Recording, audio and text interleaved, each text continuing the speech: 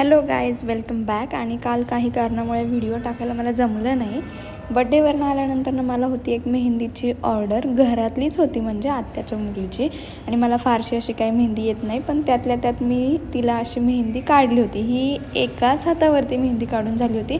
आणि त्यानंतरनं लक्षात आलं की आपण व्हिडिओ घेतलंच नाही आल्यानंतरनं, म्हणून मग मी छोटीशी क्लिप घेतली. त्यानंतरनं दोन्ही हातावर अशा टाईपमध्ये मी काढली होती मेहंदी.